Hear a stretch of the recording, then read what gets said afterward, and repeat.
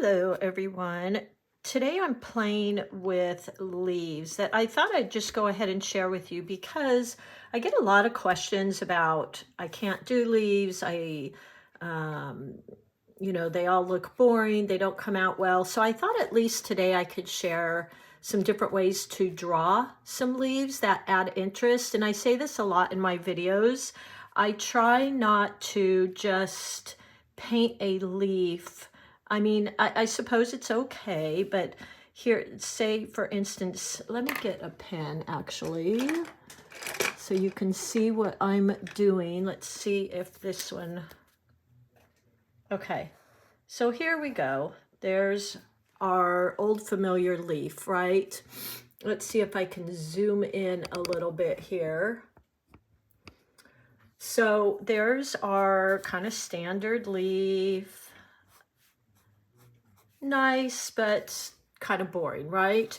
And maybe add in one or two of these in your florals, but let's add some character to that. So I know I talk about it a lot with petals instead of just making this like rounded, perfect petal, to add some little cuts and different kind of shapes in your petals. So let's do the same thing with leaves. Let's try something like this.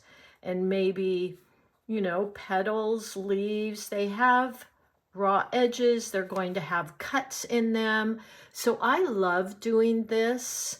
And you can do this with your paintbrush, something like that. Isn't that a lot more interesting? To me, it is.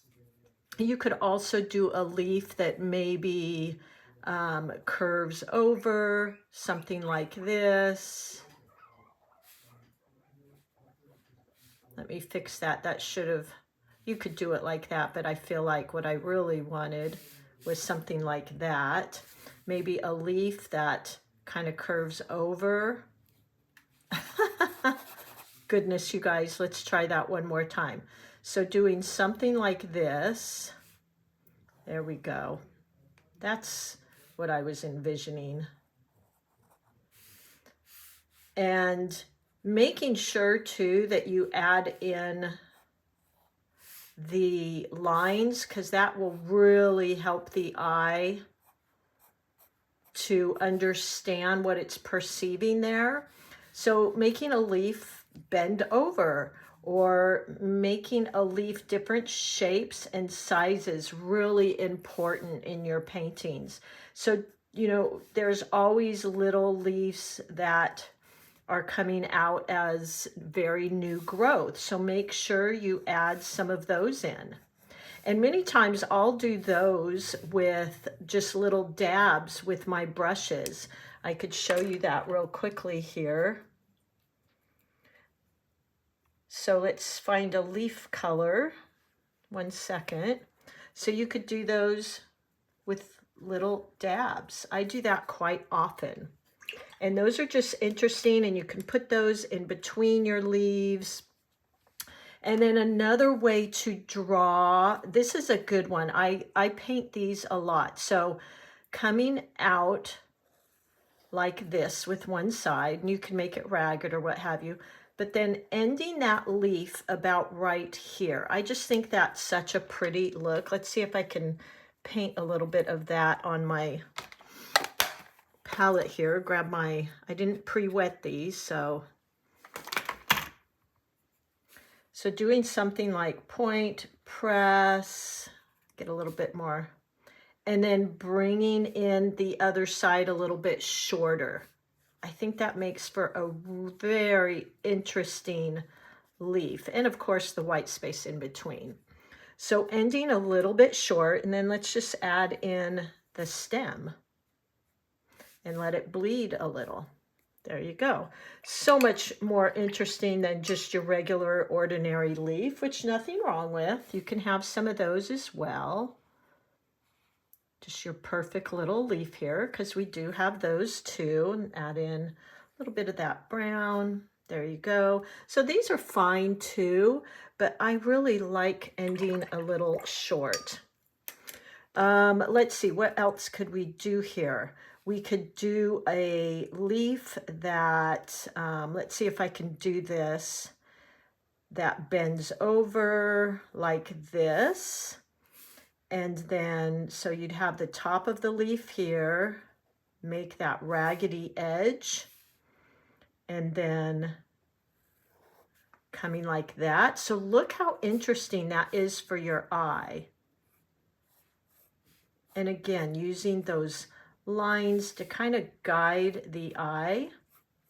And you could even add in some shading in here to really give your eye that feeling of shadow. So I would definitely add in shadow right here. Underneath, same with here. Adding in some shadow, just to create more interest. You could even do little holes in your leaf. So you're making it raggedy. And now add in some little holes, because sometimes leaves are, you know, crackly and they have some pieces missing. Let's see. How about if we already did a leaf bending that way, we did a leaf bending this way.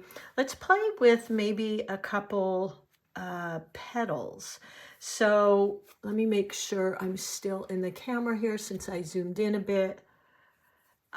So you could do, so making smaller leaves too. I think that's a really, really big one. Not making all your leaves the exact same style, exact same shape, but creating also little tiny baby leaves coming out, making them fold over, bend over, little holes in your leaves, raggedy edges, I think is really important. Maybe these are the small little dabs. These are a medium leaf right here. And then ending short. So I've got the one side of my leaf longer. So shorten one side like that. Okay, so for petals as well, you could do kind of the same thing. So we've got the center of our flower here. We've got our petals coming out. As you know, I love my guidelines. And you could, I'm always saying, you know, make your petals interesting, because not all petals are perfect. Let me see, I have 1 second. So look at this, these roses I just picked out of the garden. I hope this isn't too close. Let's see. There we go. And look at this petal, even has a hole in it, and cracks and fold overs. Look at all these little pieces. And look at, I don't know if you can see this one, but it's got a cutout in it. So creating some of those shapes, I think, really makes for a much more natural and organic type of petal. Let's just go here and try, so coming out and the end of your petal. Now there are some flowers that are going to have a pretty perfect shape, periwinkles, daisies, that, you know, might have that perfect shape, but even those I like to kind of add some character. So let's go here, like that, maybe one behind here, keep going, and then we'll add in some little folds. Let's just keep going. Look at how interesting that can be. Maybe some petals in the background here. And on these ones in the front, you could even add in lips to make it look like it's folded. Now, if I was really going to do that, I would have planned ahead and just foreshortened these petals in the front and made these longer and then added that lip. Let's just play with that for a minute. So 1, 2, 3, 4, 5 petals, and maybe do this a little oblong like that. So your back petals would be longer. Coming over here on the side, they're getting a little bit wider. And now bring up the lip on that petal. You could even do some, well, I'll leave that for later. I don't want to confuse you. So these petals in front are going to be wider and shorter than these in the back. And adding that little lip here. Something like that. You could make a petal that folds over, maybe like this. So here's the tip of my petal. You could do something like that, so it's folding over.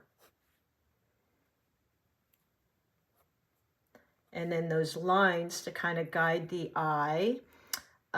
We've done a lip. So these are kind of my quick tips on that. If you were to do a little like poppy style and you wanted to look at it from the side to add some interest, just create those little goodies there that stick up from poppies. I'm just making them swirlies here, guys. So you're looking at it from the side. Hopefully you can see this, what I'm doing. That might have just made it confusing to darken in this. So what I did is I made a dome shape, and then I did, looking at it a little bit from the side, I created those little things like this on poppies that stick up, like so. And now you can come out with your petals. Foreshortening the front. And I would even curve, because you're kind of looking at the side of that petal. And then as you go around, making them longer, bigger. See how that created this wonderful feeling of dimension and perspective? And getting these lines right helps a lot too. It really guides the eye. And there you go. Here's our little stem. Maybe we have some little sepals coming down. And there you go.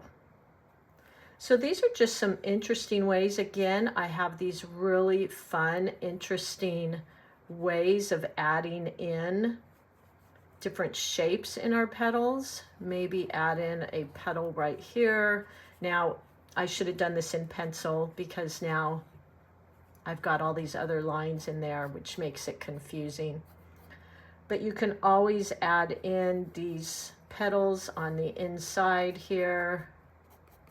I don't know if you can see that. I might have just jumbled that up, but you see kind of where I'm going with that. So I hope this was a little bit interesting, just playing with getting some fun shapes and character and interests in your petals. I think will take your leaves to a whole different level and create so much more interest. As well, playing with the values. I love playing with my values. So making sure all of your petals aren't the same value. You've got light values, dark values, and mid values. I always create, when I'm painting, a little color chart. So for this particular one, I would do a dark value like so. I've got that in here. And I typically do 3 values. So there's one. I'm going to rinse my brush a bit, go into, that could be a little darker. And this is why I like to practice, because you kind of have a baseline for those different shades. And here's my light value. And then incorporating those into all your leaves. So under this one, we would put the darkest value so that we could create that shadow. So under here, like that. Now I'm not using watercolor paper, so this isn't necessarily the best blend, but you see where I'm going with that. Kind of creates this. And then you might even create a white area on top. Let me get that a little wetter. Something like this. To look like it's capturing the light as it folds over. And you could even add some darker value in here, like so. Again, I'm not using watercolor paper, so, you know, this isn't perfect, but you get the idea. All right, well, I hope this gave you some inspiration and some ideas when you're playing with your petals, keeping them very organic around the edges, and playing with some bends in your leaves. I think is always a lot of fun as well. Maybe holes, different sizes and different values. And then this one, I use this one a lot, very just spontaneously. I will shorten one side, but I really love the ragged edges. I think that's a great one, and values are the ones that I probably use the most. All right, everyone, I hope that was a fun tip for you, and this is useful and helpful, and happy painting. I love having you guys here. You guys are the best. You inspire me daily, and I hope to keep bringing you these fun tips. All right, everyone, happy painting.